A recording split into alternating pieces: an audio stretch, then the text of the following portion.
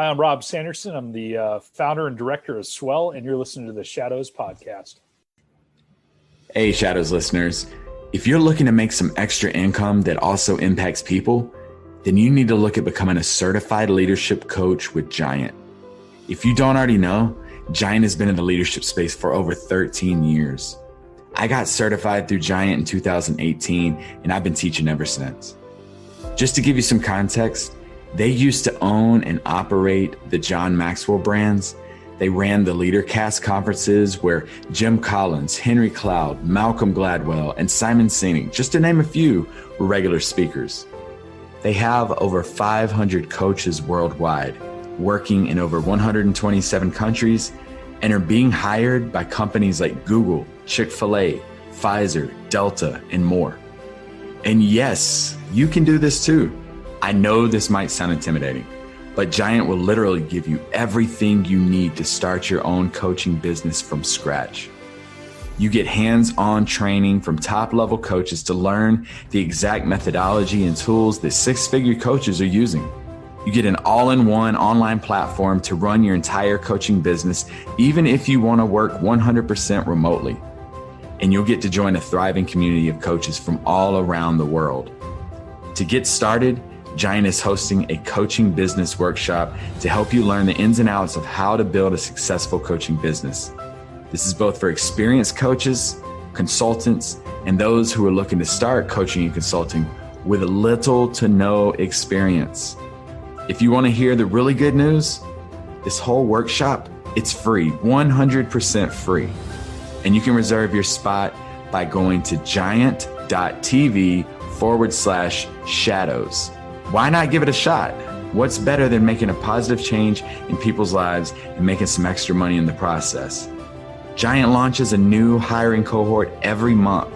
Now, they only have 20 coaching slots available each month, so it's first come, first serve. So go ahead and make sure you reserve your spot. If you're ready to make an impact and get paid doing it, go to giant.tv/shadows, giant.tv/shadows.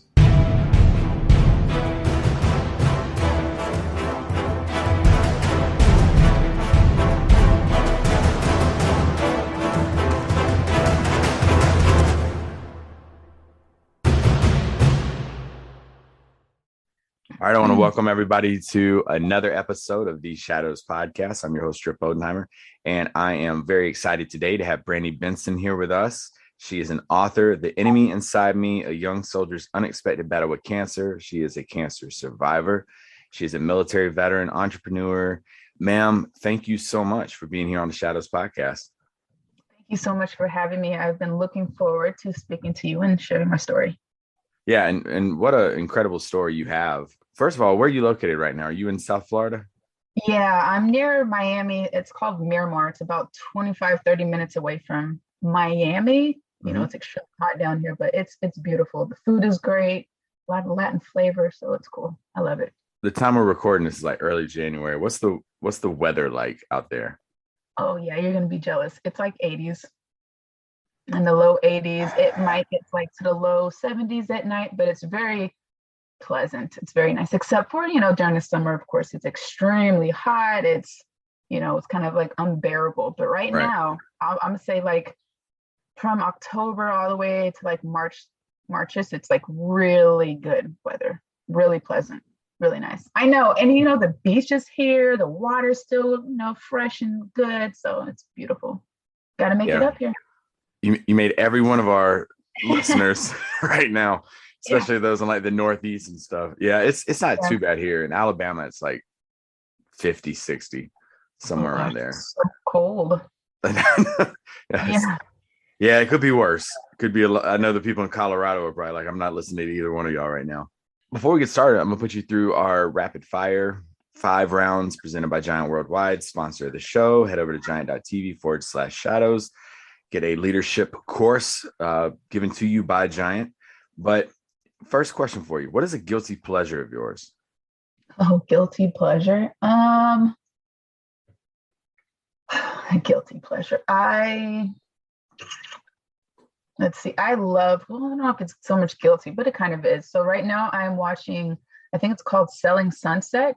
Okay. And there was another one called Selling Tampa, and it's just about these like really high-end, luxurious properties that are being sold by people who live in Sunset, California, or in Tampa. But it's just like so houses are huge, and the commissions are like, after you sell this house for 1.7 million, like they get like, I don't know, $100,000 for a commission. I'm like, oh my God, if I am the wrong field, I'm like, I'm sold on that. So that is like a really big guilty pleasure, is just watching these lovely lives that are just like, wow. But I think that would be one of the things, because I don't really watch too much TV or, shows or anything, because I feel like it's, it's not too great, not educational. So yeah, that is one of my guilty pleasures, is I was watching like, stuff like that. I always like watching House Hunters, and it would be, Oh my God, yes. it was always like a teacher, and his Mhm. income is like 40,000, and then his wife is like a part-time, she sells stuff on Etsy, and they're looking at these 3 houses for like $3 million Wow. every single time, and I'm always like, how do these people afford these nice Yeah. houses? And then they get Seriously. super picky about them too, like they'll Yeah, it's crazy. But I love watching anything like home improvement stuff. I think it's so cool. Okay. I love it. Outside of your book, what book recommendation would you recommend for our listeners?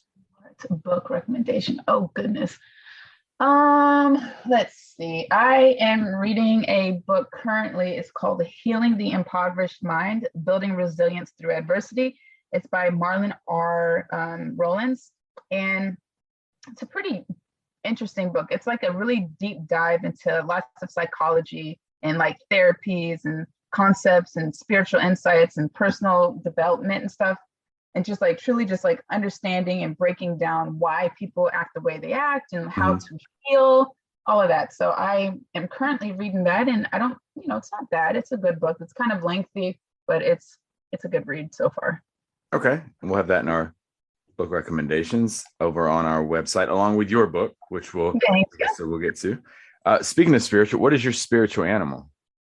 My spiritual animal? Well, of these great questions. I'm gonna say a dog. I love animals, period. Just like I can watch shows on animals, and they're just so amazing, and they're just so great. I love dogs. So I'm gonna say a dog. Super loyal animals there, and they're so fun, and they have their own personalities, and I love all animals, but I'm gonna say a dog. We got the same, because I've said it several times on here. I'm like, I'm not a lion, I'm not a tiger, I'm not any of that stuff. I was like, dogs, they there was an article I read probably about 2 years ago. I just need to throw it on the Instagram page because I keep talking about it, but it was like, why do dogs live a shorter life than humans? And it was like, because dogs understand the purpose of life in that 15 years versus humans search for it for 80 years and can't figure it out. We're rude, we're ugly, we're selfish. Dogs are not. They're loyal, they're faithful, they don't hold grudges. Right. It was incredible. Yeah, that's so true. And it's so sad when they leave. Oh God, I'm not excited about that. I have 2 little dogs, and they're the best. I love them. And I always want to like super cute. Yeah, thank you. I always want to take them on like cool adventures, but there's like nothing around here to take them on. So you're in Miami. I want to go on like hikes and like, like crazy terrains, and like not crazy, but because they're like small, they have little legs, but take them on little hikes and do fun things in the Jeep and stuff. But there's nowhere like that to do that. So I'd have to drive to like somewhere where there's mountains and stuff to take them. You could do like little Tubbs and Crockett, like Miami Vice photo shoots of them. Right. That's got to do something. I want to give them a good life. They're like my kids. Yeah, and they are. That's I know exactly what you mean. All right. 2 more questions left. Favorite superhero? Favorite superhero? Good question. I don't know if I have a favorite superhero. Like, I don't know. I don't know. All right, let me rephrase it. I'll rephrase it. What superpower do you wish you could have? Yeah, I like that a lot. I wish I could stop time. Okay, stop time. Yeah, just get caught up on everything and then hit go again. Yeah. I think I would love to, like, I just feel like time goes by so quickly and it stops for no one. Sure. It continues to go. It doesn't matter what's going on and what's happening in the world. It just keeps going and going. And before you know it, you're like 5 and then you're 15 and then you're 30 and then you're 50. It's like, where the hell's this time going? Where's the pause Yeah. button? I want the pause button. I would love to have that. I'd pause it a couple of times. It's the fairest thing in the world. We all get the same amount. Yeah, I know. Yep. Gosh. But it seems like some of us lose it quicker than others, though. It really does. That is true. Very true. All Very right, true. final question. Dinner Okay. for 3, Mhm. but it's 3. It can't be family, but 3 historical figures that are no longer with us. Hmm. Who would you have dinner with? My gosh. These are some really good questions. Jesus. Okay. I would, who the heck would I have dinner with? Okay, let me think of Harriet Tubman Okay. with her. I would have dinner with Marilyn Monroe, and I'd have dinner with what's his name? Nikola Tesla. Is that his name? Nikolai, the guy who, let me look it up. I think it's Nikola, I think his name is Tesla, the one who came up with the electricity, the true guy who came up with it. Yes, him. Okay. Him. He's like a genius. So you got the knowledge there. What was it about Marilyn Monroe? I don't know. She just had so much confidence, and she was, of course, she had to like untimely death and stuff like that. But I would love to just talk to her, about body positivity and how she was able to exude that. And now, I mean, she's considered quote unquote fat, so. Could you imagine if she had like social media? Oh my God. She would be a way better Kim Kardashian for sure. Yeah. Yeah. Okay. Well, you survived our rapid fire questions. That was awesome. Well, now it's the easy part. Now we start talking about you. Yeah. So Perfect. Talk to us. You grew up, is it I always struggle with this word. San Bernardino? Yes. Yes. You grew up in California. So yes. Talk to us about your upbringing. Yeah. Okay. I had an interesting upbringing. So my mother had me at a very young age. She came from a very abusive family, so they were not treated very well. My father came from a more grounded, upbringing. He had 5 siblings. Everybody got along. He had a mom and a dad. And somehow, my mom and my dad ended up meeting. A couple years later, they ended up having me. Grew up in Southern California a little bit in Oregon. While I was in Oregon, my biological father was experiencing a lot of mental health issues. Mm-hmm. So he had schizophrenia, but nobody knew what it was at the time. So everybody thought he was quote unquote possessed by the devil. Yeah. And they were like heavily into church and all of that. And so they decided to exorcise this demon out of him, but they didn't know it was like mentally, in his mind, like something was going on up there. Because no one really talked about mental health issues, and nobody was saying anything about it, especially like a Black family. That's really hush hush. So he wasn't talking too much about it. We just thought he was crazy. So we go through that entire process. He ends up getting a little bit better, but because he's unstable mentally, he's on drugs, not doing, providing for us like my mother wants him to, and I have a little sister as well. She decides that she's going to leave him. And so we all take off and we leave. And, I never see my dad ever again, really, essentially. But she just needed somebody that was going to be a bit more stable. So she ends up going with my stepfather. And my stepfather he was provided a good foundation, and there was income, financial support, all of that great stuff. So, we stayed in Northern California. I was around 8 years old all the way to 2000. I think it was 2000. Stayed there and grew up in Novato, California. I played all types of sports: basketball, soccer, swimming, gymnastics, ballet, track, you name it. I played it, and I did very well. I was on an Olympic developing program. When I was 13 years old, I played on tons of varsity teams at 13 years old. I was doing like super good. I was like badass. Like I was doing great. I was amazing, right? And so like everyone thought my future was going to be in some sort of like sports, because I was like this young little prodigy. Like anything I did very well. So I established like a really nice foundation in California. And my stepfather and my mother decided they want to move from California to Hawaii. So we moved in 2000, and it was a hard transition. I was 16, sophomore, building my life in California, and like I didn't understand why we were leaving. And I had finally made it on this really great, like amazing team, and now I'm like leaving everything and I have to start all over. So that was really hard. But moved to Hawaii, and we get there, and we're there for like maybe a little under a year, and then my biological father ends up passing away. So he ends up dying. Then we find out that he had mental health issues because of the biopsy, not the autopsy, I'm sorry. So we find all this out, and things are finally coming together, and we're figuring out, okay, this is why, he was seeing these people and talking to these people and acting this way. And like, it wasn't possession, some sort of spiritual realm. It's, mental health issues. So we understand that, we figured that out. And I think my stepdad was jealous or upset. I don't know what it was, but he starts feeling some kind of way about my mother mourning my dad. And so their marriage is on the rocks.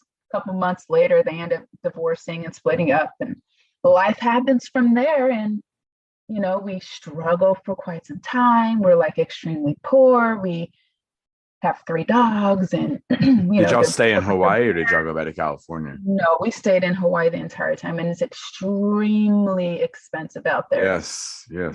So we moved our entire lives to Hawaii. Now my stepfather, he's from there, so he leaves us and he goes and does his own thing. And we're literally poor. Like, we are so broke, we can't even feed our dogs. We are so poor. It was extremely, extremely hard.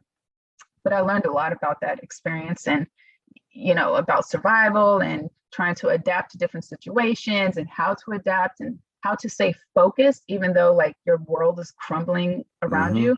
It really, really put a lot of things into perspective. But that's where I kind of realized that I was going to need like a stronger foundation than my mother and my sister and just me. Like, I needed to join a union, an organization, a company. So I ended up a couple years later joining the military, the Army, and then it's all she wrote after that. And I joined in 2008. Before we jump into your military piece, and my condolences about your father. I lost my father. I was 11 years old when my father passed away. It's hard. And it was, not similar circumstances or the same circumstances by any means. But there was stuff after my father passed away that we found out, and it was hard. It was really hard. But looking back, you do learn lessons from that. You mentioned something, mental health is something that, gosh, even 5 years ago, if you mentioned to someone that you were going to mental health, they would say, what is wrong with you? But now it's starting to kind of change narratives with it to where, I go to mental health. I got to the point where I was like, if I hire someone for the physical domain to work on my body in a gym, I'm praised for it. But if I hire someone to work on my mental domain, my mind, you're basically like shunned away, and people worry about their careers and stuff. What advice would you give to someone out there who's kind of on the fence about possibly seeking mental health advice? Yeah, I always feel like this is like a sticky situation, because I know a couple of people that struggle really bad with like depression and anxiety and all of that, and they feel like they can't get help or they can't get the medication they want because it will look bad on their career, like medical records.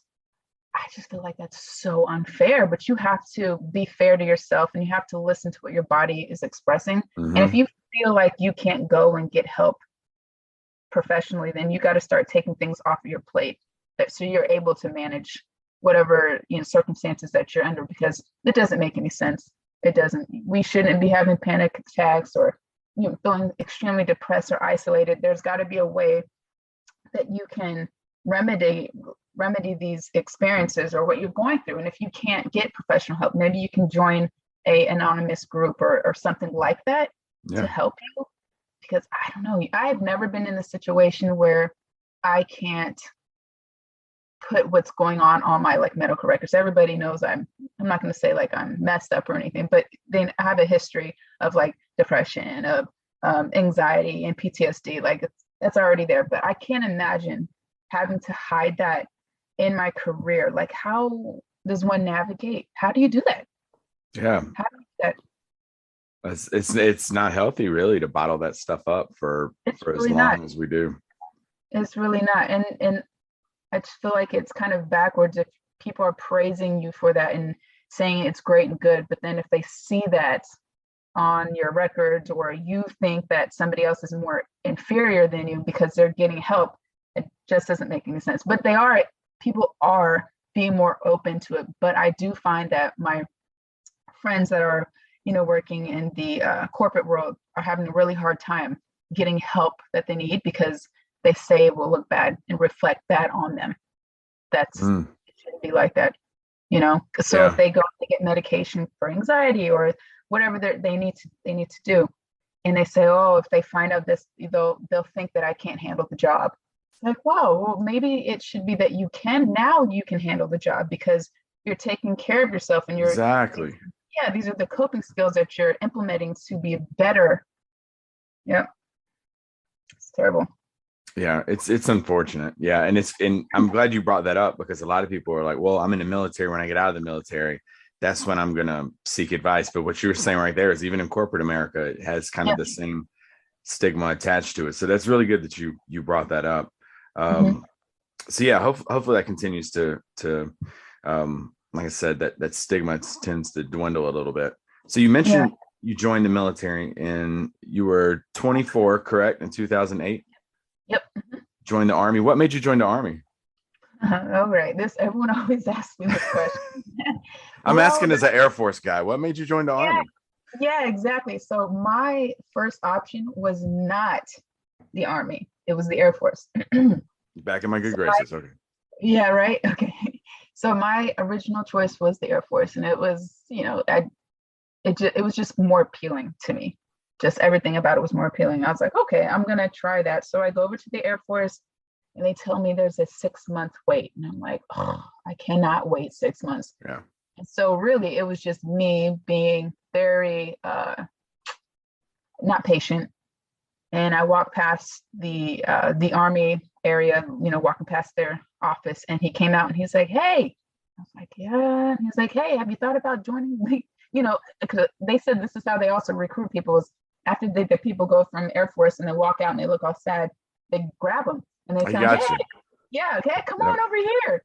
So I came over and he's like, how's everything going? How'd it go? And I was like, the wait is too long. He's like, if you come and take this test over here, let's look at your paperwork. He's like, I can have you out by next week, Wednesday. Where do I sign? Like, what? Yeah. I was like, no way. He's like, yeah, come on, let's go. And that was it. That was it. That's exactly how it went. And what did you do when you came into the Army? Yeah, so they had a couple of different options. I had some pharmacy tech position I could have did, some HR stuff I could have done. I could have done some journalism, some photography stuff, but I went towards the money, right? And I shouldn't have done that. So 24, didn't have money. $30,000.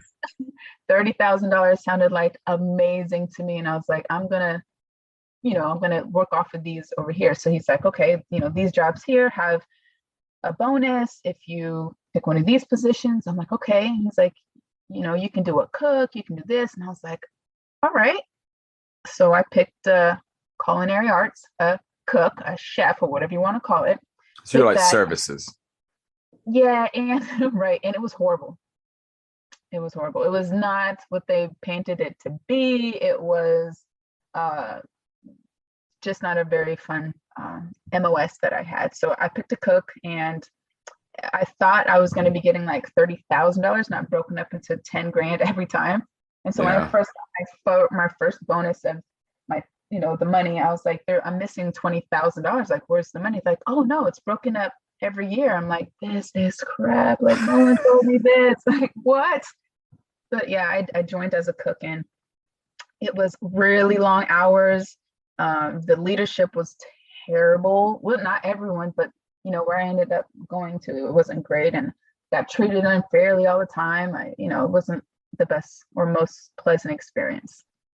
Yeah. And I've told people, especially like my class, and we just had this discussion the other day, but it's crazy how leadership was, because even like leadership, we talked about mental health, but like leadership books, leadership philosophies, how to treat people properly is so much more relevant now than it was 10, 15 years ago.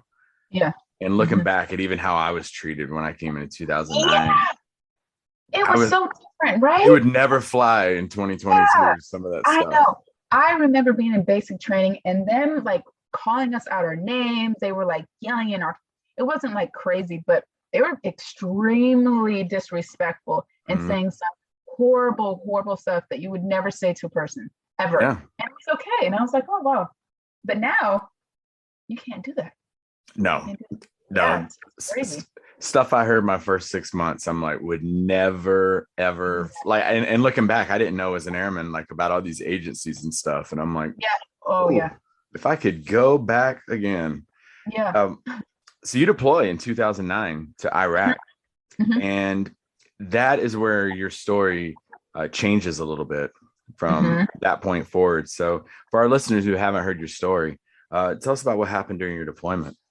Yeah. So when I joined the military, I wanted to be a lifer. I wanted to do 20 plus years. That was my, my goal, like being in the military. That was my beginning and my end. And, after that was going to be whatever. But I got deployed to Iraq in 2000. I was deployed in 2008, 2009. I went to this place called Fob Echo, a Diwania, which was like 197 miles south of Baghdad. It was a pretty rough area. We got mortars and bombs and shrapnel, like just the whole shebang always was happening. It was extremely scary. I definitely was always trying to rethink why I joined the military. And, I did this to myself. I remember being in a bunker a couple of times and bombs going off and just thinking, wow, I did this to myself. Like I signed the papers, and like, what was I thinking? But I was under a lot of stress, and when you're deployed, it's like a really known mechanism just to work out, there's nothing else to do. So I was working out like 3 times a day, and I was working out like I was training for like the Olympics or something. Like I was going so hard. There was one incentive was that if you get a pass your PT with like a, basically an ACE or a 300 or above, you get a couple of days off. And so I remember in December, I was just really tired. I was really lethargic. I was exhausted. And I thought it was because, I'm in the middle of war, 24, I'm away from my family. There's bombs going off. The alarm system doesn't work for the bombs to let us know they're coming in. Like I thought it was just all of this stress outside. Holidays are around. 3 days. Yeah, 3 days. Like I didn't know why I was so tired, but that would reveal itself later on. So I was like, okay, if I can just get a 300 on this PT test, I will be able to get 2 days off. And that means I can catch up on my rest, I can catch up on my sleep, I'll be good to go. So I was just going so hard at the gym. And I remember having one session, I did like my legs or something. And then January came around and my leg was still a little sore, and I was stretching, I was laying back, and I pulled my left leg up to my chest. And I was just like holding it there. And then I noticed there was like this little lump sticking out of my leg. And I was like, oh, this is interesting. So I'm like moving it around and pushing it, and it doesn't hurt. It's not moving anywhere. It's really firm. It's just like sitting there. And I'm like, this is strange. Like I've never had a lump in my leg, and I've done all types of sports. I did sparring in Taekwondo, and I've been punched, I've been hit, and I've had bruises, I broke bones, but I've never had this like a lump sticking anywhere out of anything that didn't move, didn't hurt. There was no bruising there. So I was like, okay, this must be, maybe I got bit by something, who knows? So I don't say anything to anybody, and I kind of just wait a little while. So I wait a week, and then it's still there. And I'm like, okay, I'm gonna show some people. So I show my roommate, I show a friend who I was working out with, I show my NCO, I show a couple of my friends, and everybody is so concerned except for me. I'm just like, Yeah. like it can't be anything because it doesn't hurt. There's no pain. And I was not educated on a tumor. I'd never seen a tumor. I'd never heard of the word tumor. I didn't know what a tumor was. So I didn't think that this was anything bad for me. So I show everybody, everyone's really concerned. And they say, Brandi, you really need to get this checked out. Go to the medics, let her, Captain Meg look at it and see what's going on. I'm like, all right. I'm like, so something goes off in my head. And it's like, okay, if all these people think something's wrong with my leg, definitely the medics are going to be like, something's wrong. You need to take some time off and go rest, right? So my entire incentive was, I need to get more sleep. If I get more sleep, then I'm going to be good to go. So I show the medics and they seem super concerned. She's like cupping it. She's holding it. She's like, how long have you had this for? Do you have any other lumps? And I haven't had it very long. It doesn't hurt. So she brings in a couple people. They all look at it and then they all look so concerned. And I'm like, what the hell is going on? But they don't say anything to me. So they leave and they're talking and I can hear them. And I have like, my pants are down and I'm like sitting my bare butt on this like sheet thing and just waiting and waiting. When they finally come back in and she's like, we have some orders for you. You're going to Baghdad right now. I was like, oh, okay. She's like, you need to get a CT scan. I'm like, okay, cool. All right. The further I get away from my fob, the more sleep I'm going to get. So I'm like, cool, like take me out of here. I'm ready to go. So I tell all my friends, I'm going to Baghdad and everyone's excited because we stay on a very small fob and our conics is super tiny. There, where food runs out, toiletries are gone quickly, fresh water is not around very much. So they're like, hey, Brandon, when you go to Baghdad, we need Nike shoes. We need this kind of candy. We need this. Can you bring all this stuff back? I'm like, yeah, sure. So I, get the list of stuff that I need to get for them when I'm in Baghdad.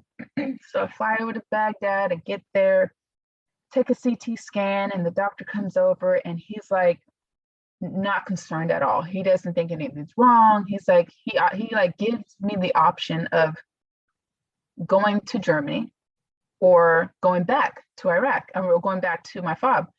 I was like, okay. He's like, but it's up to you, but I highly suggest that you get an MRI and you go to Germany and Landstuhl. And I was like, if I go to Germany, I'm even further away. Like that means way more sleep. So I'm like, okay. I'm like, yeah, I'm gonna, I would love to go to Germany. And I'm thinking, God, that means I'll be able to drink a beer. I might have some decent food. I won't be in the middle of war because there's no war in Germany at this time. There's none of that. So I'm gonna be like safe. So everything is just telling me, just go to Germany. So I tell him, yeah, take me to Germany. So get to Germany, do all that, but that was to get the MRI because I had the CT scan and all that. But during this time, no one tells me it's cancer. They don't tell me it's a tumor. They didn't tell me anything. I'm just kind of like riding around, bouncing from place to place. And from place to place, I'm just sleeping so much. Like I'm sleeping like 18 hours, barely getting up. I'm just so exhausted. So I get to Germany. I call my friends up and I tell them, hey, I'm not in Baghdad anymore. I'm in Germany. Is there anything that you need me to bring? They're like, if you can sneak some beer over, that'd be great. Of course I can't do that, but chocolate gummy bears would be nice. I'm like, yeah, sure. So I have everything, got the money from the people, gonna quote unquote, come back with all these items for everybody. It never happens. So when I get to Germany, I have an MRI, and I remember getting the MRI and the doctor saying to me, it looks like a tumor. I'm like, what the hell is a tumor? I'm like, okay. Like, what is that? He's like, well, it could be cancer. It could be benign. I'm like, oh, okay. I'm like, well, what do you mean? Like, I'm like, you can get cancer in your leg. Like, what? That's a thing. I thought this is just because I was, I didn't know a lot of people that had cancer. I thought cancer was when you go bald. Okay. Yeah. I thought people that had cancer, that meant that they were bald. So I'm like, I have all my hair. I don't look sick. I'm not sick. I'm strong. Like I can't, how do I have cancer? I didn't know that was from the chemotherapy. I had no idea. So I automatically thought that they had the wrong person. Like they don't know what they're talking about, obviously, because I still have my hair. I'm not bald. I'm not sick. So he's just telling me that it might be a tumor. So I start doing my research on what a tumor is and, the different locations, because again, I didn't know you could get cancer anywhere in the body besides like breast cancer, lung cancer, throat cancer, brain cancer, like all the cancers that we all know and we talk about on TV. I didn't know you could get it in your leg. I had no idea that this was even possible. No idea. So when I go back and they tell me that it's indeed a tumor, and now we need to figure out what kind of tumor it is. And I remember the doctor like sitting me down and talking to me a little bit. And he's like, I know you don't have much family out here. I didn't have anybody out there. I was in the middle of nowhere, but he's like, I know you don't have much family out here, and you're by yourself, and I want to deliver this news to you. And I was like, oh, this has got to be bad. He's like, but it is a tumor, and we're going to take a biopsy of it, and we're going to figure out what type of tumor it is. And I'm like, oh my God, like, what is this? And he's like, I remember walking out, and he was, putting his gloves away and all that. And he's like, we're just going to hope and pray it's not Ewing sarcoma. And I was like, oh, okay. Like, all right, I hope it's not that either. Like, what is it? He's like, we're hoping it's a nerve sheath tumor. Like, okay. So I'm like, all right. So I write down both of the terms that he says, because I can't even spell them. I can't even read them really. I don't know what's going on. So I write them down. Like, I get up to the computer, and I remember calling my mom and, talking to her about it. And I was in constant contact with her the entire time. And, just explain to her that they think it's a tumor, but we're not sure which type it is, and all of that. So I look it up, I give her the different names that they say, and they both of those terms say cancer. And I'm like, oh my God, I can't believe that, this is how I'm gonna go. My whole family is gonna watch me dwindle away. My life, my very existence of me is gonna, slowly just be disappearing. And my mom has to watch this. My sister has to watch me die. Like, I was just so torn that I was going to be leaving my family, and they were going to watch me, just suffer, and how hard it was going to be for them. Like, their last memories of me is just like total despair and hopelessness. It was just so hard. So, after we find out exactly what type of tumor it is, they misdiagnosed me with a nerve sheath tumor. I don't know if that was on purpose because maybe that would have been, easier pill to swallow. I'm not sure, but they say it's a nerve sheath tumor. And I remember calling my mom on the phone and, sitting her down. And there was like a couple of people that were kind of off in the distance on the phone too. And she's like, well, what is it? Are you asking all the right questions? What did they say? I was like, yeah, they said it's cancer and it's a nerve sheath tumor and this and that. And I remember her screaming so loud on the phone. It was so sad. I was like, oh man, like this is going to kill my mom, this is terrible. And I'm like the golden child. I don't want to like cause pain on my mom. I don't want her to be upset. She's already been through a lot too. Yeah. She's been through hell and back. Her life has been so hard. And I'm like, damn, this is bad. And so I start crying. She's crying. And we get off the phone. And there's a guy who's off to the distance. And he like sits up from his little cubicle area. And he's like, ma'am. And I was like, yeah. I'm like bawling my eyes out. I'm like, yes. What is it? He's like, I just want to know if you believe in God. And I was like, I do. And he's like, basically telling me that everything's going to be okay. That God wouldn't be putting me through something that I wouldn't be able to handle and all this. So I'm like, okay. Crazy thing is I still talk to him. We still talk on phone. His name is David Robinson. Yeah, David Robinson. I met him and we've still kept in contact. He's an awesome guy. He's still in the military. He's actually at Fort Jackson still right now, but we ended up keeping in contact. But he gives me a couple of gives me some really great words of encouragement. I don't know if I felt encouraged at the time. I just felt very alone and scared that I was going to be, going through all of this. It was just so hard. After that, I get sent to Walter Reed, and at Walter Reed Medical Center, I learned that I don't have a nerve sheath tumor, that they misdiagnosed me, and it was indeed Ewing sarcoma cancer. And I was like, oh man, that's the cancer that the doctor said he did not want me to have. I'm like, I don't know if I'm going to live. So then, of course, you go on Google, YouTube, you're looking things up, trying to figure out what's going on. And at the time, there wasn't very much quote unquote survivors, right? There was not a lot of survivors. There wasn't Instagram or Facebook groups or anything like that. So me trying to like reach out to people and just hear their story or hear stories about survivors, that was like non-existent. And the cancer that I did have, nobody knew anything really about it. You know, the doctors weren't very sure if I was going to live. Everyone thought I was going to die. They all thought that, you know, that it was going to be spreading to my lungs, my spinal cord, my brainstem. So they were having me update my will like once a week. And you know, the staffs and the nurses and the tech people, you know, that kept coming in. I was basically like a science project. Like nobody knew what was going to be happening and what was going on. I remember them asking me if I could be in a clinical study, and they wanted to study my history, right?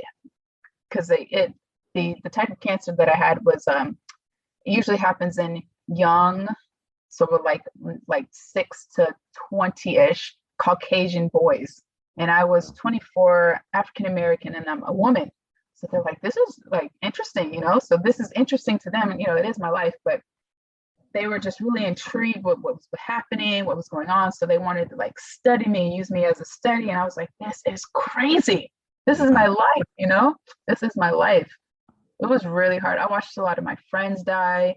I remember one time I had this girl, her name is Sweet. This is when I hadn't started any treatment. I was just getting my port put in my arm, and I remember I was like bent over in my my wheelchair, and I'm crying because I figure out what type of cancer I have. Slim chances to none I'm gonna live. Nobody has, no one thinks I'm gonna live. It's just really hard knowing that I'm gonna die and leave my family behind. So anyways, I'm crying. And I remember like strolling up next to this girl. Her name is Sweet. She was bald. She was going through cancer. I think she had lung cancer or something. And I was not feeling well. And she put her hand on me. She's like, "What's wrong?" And I was like, I don't think I'm gonna make it. She's like, "Oh, don't worry." She's like, "Everything's gonna be fine. You're gonna be okay." I'm just like asking her like, "How do you know? Like, are you sure?" And she's like, "Yes, everything's gonna be fine." She's like, "Don't worry. The hardest thing is the treatment, but once it's over, it's everything's gonna be fine." I'm like, okay, like if this girl is saying it's gonna be okay, I could probably do it. That night she died. I know. It was so sad. I was like, I can't believe it. So we found out by one of the janitors that was cleaning up in my room. She was like sweeping up. She was like sniffling really hard and like crying. We're like, "What's wrong? What happened?" She's like, "You didn't hear the commotion last night?" I'm like, me and my mom are like, "No." She's like, "Oh yeah." She's like, "Sweet died." And we're like, "Well, how did she die?" And she turned around like she had cancer. Like, duh. What do you think happens with cancer? Like, she died. And I was like, and my mom grabs me and, I'm crying. I'm like, this is terrible. It's like, gosh, how did this happen? How did I miss all the signs? It was hard, but I had my mom there the entire time. She quit her job. She left all her friends. She left her life in Texas to come move with me and be with me inside of the hospital. And she stayed with me from day one to day whatever when we walked out or we went out. I didn't walk out. She was pushing me in a wheelchair, but she was there for me the entire time. She came with my nephew. My sister was also deployed at the time. So she left everything to come take care of me and be there for me. And she was my support, and she was my hero. She was my mother. She is the reason why I am 100% sure, Ryan, why I'm able to be here today to tell you the story. I know it. Where was that turning point in the process where you're like, because I'm sure, and you've kind of alluded to it several times, but there was probably moments where you're like, where you're filling out your will, or when you hear about others passing, where you're like, I'm on borrowed time at this point. But where was that turning point where you're like, wait a minute, I think I'm going to beat this? So what I think it is the scariest thing is like the unknown for everybody, right? You're not sure what's going to be happening. And I feel like with treatment, for me, it was the unknown if the treatment was going to respond to the cancer, and the unknown if my body was going to be able to like withstand all of this treatment that I had to do. I did chemo for 5 days on, 8 days off, 5 days on, 8 days off. And I continued that for 10 months. And if you ask anybody, I swear this is definitely something that's very unheard of. Like it's a lot of treatment. So I wasn't sure if my body was going to be able to take that. I wasn't sure if I was just strong enough. So the whole scariness, of course, it's having cancer and possibly dying, but not knowing if you're strong enough to withstand this poison that you're doing, voluntarily to yourself. But once I figured out that, the cancer was shrinking, the chemotherapy was working, things were kind of, it was going to place. I had a hang of it. I know what to expect. I have like a regiment system of, okay, I go through treatment, I feel sick for this many days. Like you have something to expect. I have some sort of background on it. Mm-hmm. So we'll say like after like my fourth, third, fifth-ish cycle, I was kind of feeling like, okay, like I could do this. But as time went on, you get weaker and weaker and sicker. And it doesn't matter how physically strong you are. Like it's totally a mental game. I feel like anybody that's been through cancer definitely knows that cancer strips you from your physical strength. Like you need mental stability, mental strength, mental fitness. And so that's what really was tested, like beyond anything else, is just that. But my mom was there, and she was just a constant reminder of just telling me that how powerful my thoughts were, and how if I don't want to die, and you don't want these X, Y, and Z, then we don't need to focus on that. We need to focus on the future and how things are going to be looking in the future. So we would, we'd fantasize about when this is over. I'd be like, man, when this is all over, Mom, I'm gonna be, I'm gonna share my story around the world, and I'm gonna do this. And I was just, talking crazy mess and didn't know any of it was going to come true. I had no idea. I thought I was going to write a book about this story, and I was like, Mom, you're going to be the main character. I'm going to talk about how great you are to me. Like we were just, just throwing things out, but like living in the future that was hopeful, that brought me hope, that made me feel like I need to keep living. But that's what it was. It was just having somebody there to constantly remind you that you have to keep pushing. Don't focus on the bad and like how terrible I was feeling. Like, what are we going to do after? What's tomorrow going to look like? There was also another thing that I did. So after my mom, we had several conversations of these. I actually went out and bought a car. Okay. So let me tell you this crazy story. Okay. So one time, I'm on chemotherapy, it had finished up, and I would do this like crazy stuff all the time. And I get these really wild ideas. And I had an idea in my head. I said, okay, I need something to live for. So I saw on a commercial, this car went by. It was a Chrysler 300. And I was like, Mom, and I just got my bonus. I was like, Mom, I want that car. She's like, you want it? I was like, I want that car. She's like, let's go get it. We escaped out the hospital because I wasn't supposed to be going anywhere or doing anything. Okay. Left the hospital, went down to the dealership. My mom drove my old, had a Mitsubishi Eclipse, drove it up there. And we talked to the sales rep, and the sales rep did not want to sell me the car because I was sick. They're probably like, you're not going to make these payments. You're probably going to die soon. Like, this is not a good sell, unethical. And I was talking to the lady. I'm like, well, I need this car. I need this car because it's going to push me to live. Every month, I'm going to look forward to making these car payments. I need this car. So she went and talked to the manager. The branch manager came down. They're all talking outside. They finally come in, they say, okay, we're going to sell you the car. Sold me the car. I got the car. Isn't that crazy? But I needed that car to keep pushing forward, to have something to look forward to. And every single month, I was so excited that I made it another day to make my payments for my car. First of all, the only person ever excited to make a car payment that I've ever talked to, but understandable. But second, it's pretty cool that your mom and yourself, y'all spoke everything into existence. It's great. As to where you are now. And before we get into where we are now, I mean, you've recovered from it. Awesome mindset that you mentioned, like having a strong support system, having your mother there with you. How did it feel when the Sarcoma Foundation of America presented you with a Courage Award in October of this past year?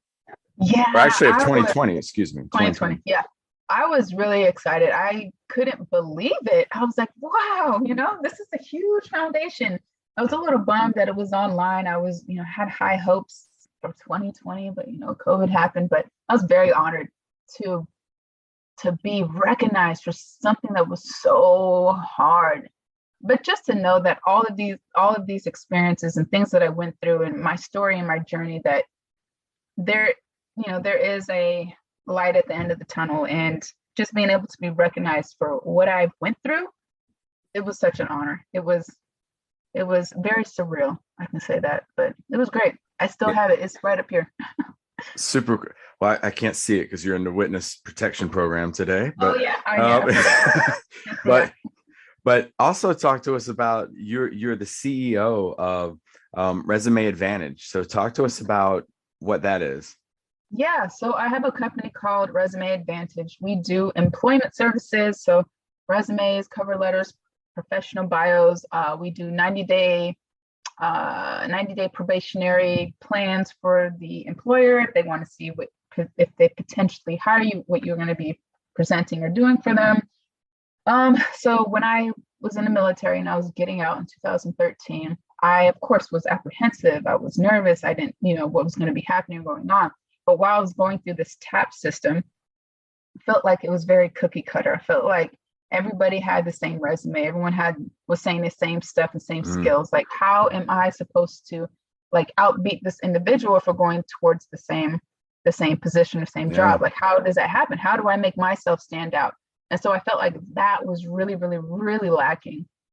So when I had the opportunity to kind of give back and open up a business that would allow me to communicate everyone else's skills differently, kind of hone in onto who they are truly, I thought it would be, a brilliant idea. So I opened up Resume Advantage it started out for the military in transition from, military going to the civilian sector, but it kind of just branched out to all over. We just communicate your experience on paper very well so we can get you that interview. Nice. And how long have you been doing that? I have been working on resumes since 2016, 15-ish. Oh, so y'all are firmly established at this point. Yeah, but it took some time to get the LLC and make it really, really serious about it. So I think we opened up the LLC around 2018. And but I've been working on it in that industry for a little while. And for our listeners out there, I mean, this is something that people are all the time needing help with, whether you have a job or sometimes they're looking for that next one. If they want to get in contact with you, where can you point them to? Yeah, they can go on my website, www.resume-advantage.com, or they can email me at Brandi, Brandi, Benson, Benson, at resume-advantage.com. They can also find me on Instagram, Brandi L. Benson, or Resume Advantage. Okay, and we'll have that link in our episode description. And then next thing I want to ask you about before we wrap it up is talk to us about your book, The Enemy Inside Me, A Young Soldier's Unexpected Battle with Cancer. Yeah, man, it's always just so surreal. And it's so interesting to, like you said, like some of the stuff that I was saying, years ago actually came true, which is so crazy. But so it's just, calculates, what's the word I'm looking for? Just speaks of my story of having cancer. So being diagnosed with a rare form of cancer, going through the treatment, the people that I met, the people that made a difference in my life, my thought process, how I felt about it, what I felt about death, why I wrote the book. So the book really was dedicated to my nephew, who was, I think he's 2 or 3 at the time. And I was really, really, really, really upset that I was going to be dying and he was not going to get to know me. He's 2 years old, 2 or 3. I think it was one of those. And what 2 or 3-year-old really remembers anything besides maybe I don't know, Fruit Loops or something, Yeah. Is he really going to remember any conversations we had, the interactions that we were having, my name, who I am, all that. So I wanted to leave something tangible in the event that I passed away. So I started writing journals, and the journals are just like him and I, like what we were doing, what was going on, how sorry I was for leaving. And, I just like little letters, like I wish him great, he picks a good prom person and, does well in his soccer games. And I wish I was there for all of those things. And I'm so sorry that I'm going to miss all of this. Like, Yeah. I'm sorry, but this is what I'm leaving you in the event that I do pass away. So it was all just geared towards him. I was just really upset that this was going to happen, but it didn't happen, thank goodness. So at some sort of turning point during that process, I said to myself, if I get to live, I'm going to change this journal into a book. And so then in like 2013-ish, I used that as my thesis. 2018, I published the book. So it all was for him, and it started out for him. But that's how the whole entire book really came about, was a promise that I gave myself that I feel like people definitely need to remember when you are going through something so hard. I feel like a lot of us, at least I do, like I plead, right? Oh my God, if this happens, I'll do this. If, or if you believe in God or whatever, oh God, can you take this away? If this happens, I'll start doing this. And then when it finally goes away, it's like, okay, well, you have to hold up your part of the bargain. You said you were going to do X, Y, and Z. So my part of the bargain was I have to change this into a book. How was I going to do it? I have no clue.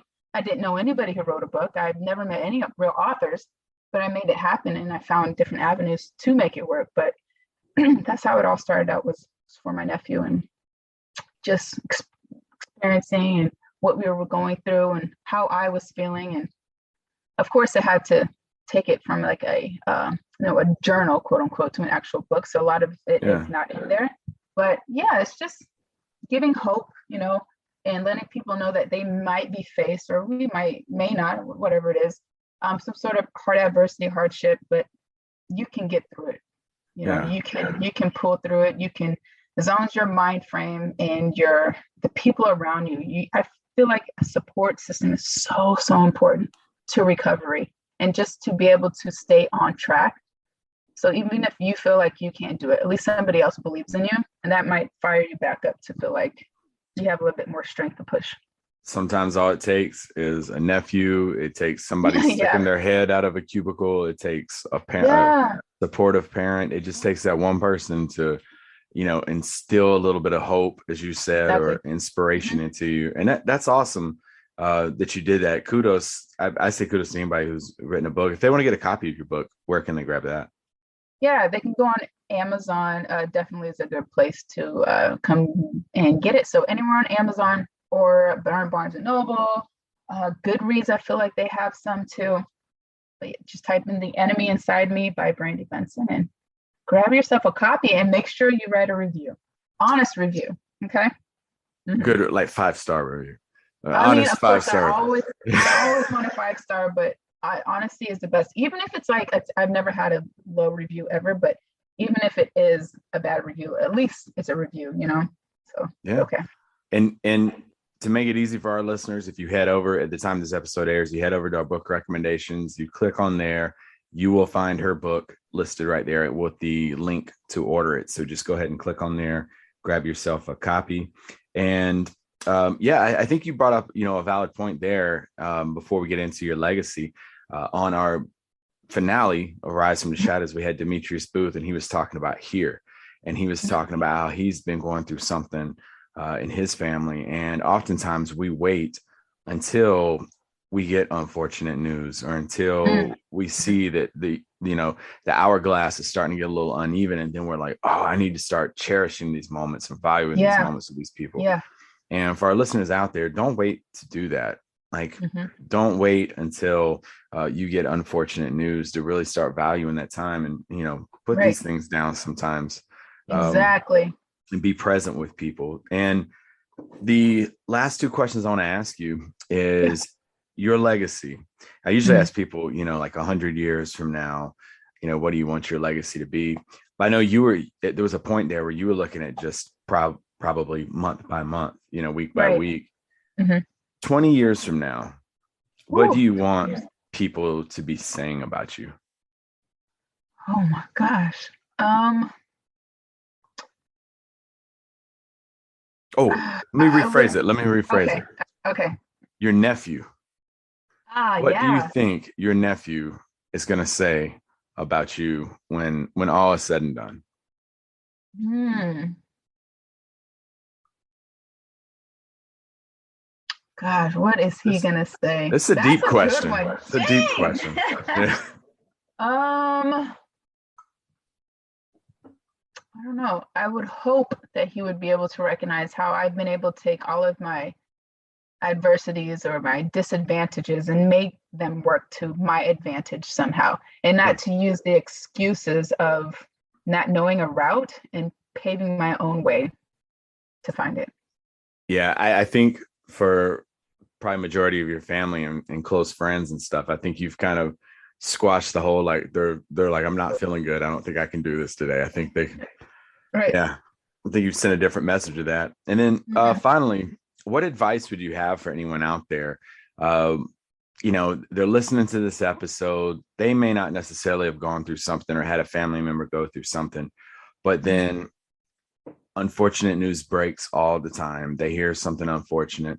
What advice would you give them?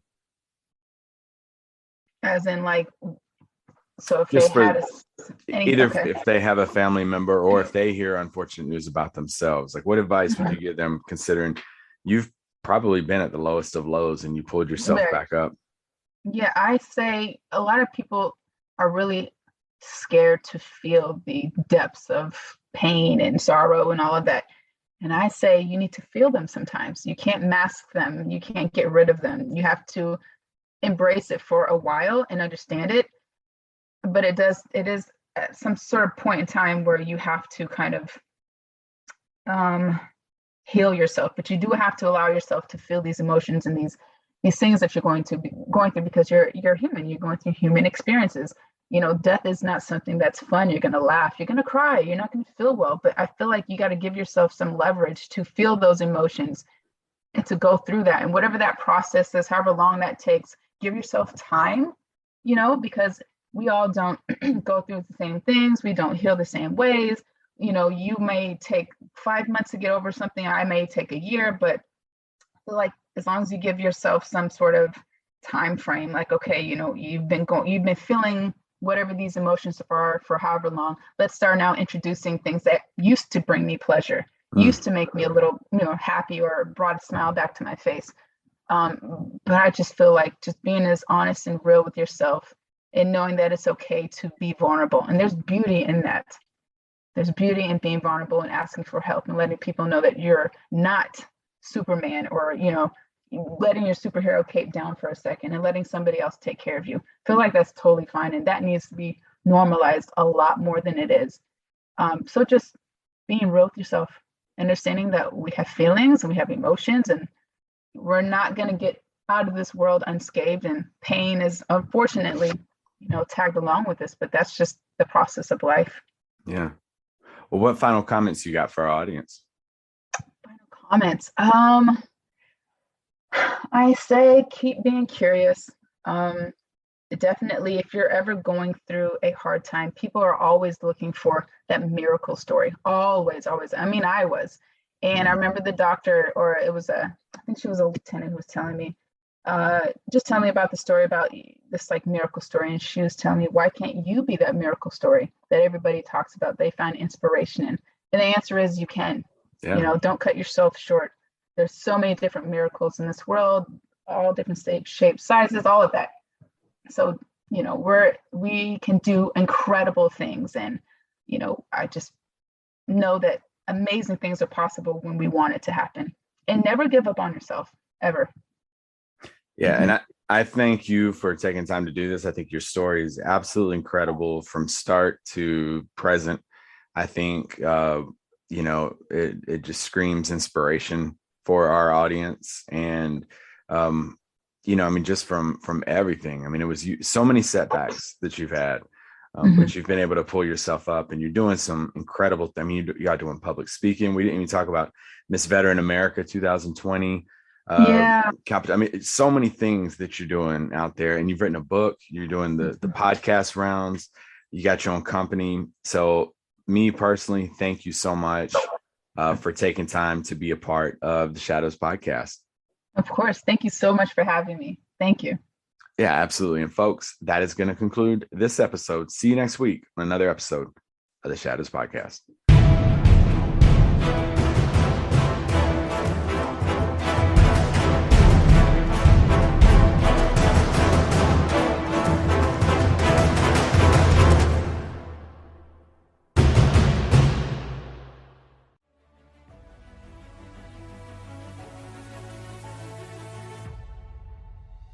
The Lima Charlie Network is a group of thought leaders and podcasters with the goals of improving ourselves, inspiring and educating others, and bringing valuable conversations to both military and civilian audiences. Our vision is to empower others to reach new heights in leadership, self-development, and communication by connecting our audience to crucial conversations. Focused on sharing tools, ideas, and perspectives for impactful improvement. A one-stop shop for aspiring and seasoned leaders alike to gain from the experiences and knowledge of others. We aren't just a network of colleagues, we are family. And we invite you to come and join us on this journey. And we look forward to delivering invaluable information to you loud and clear.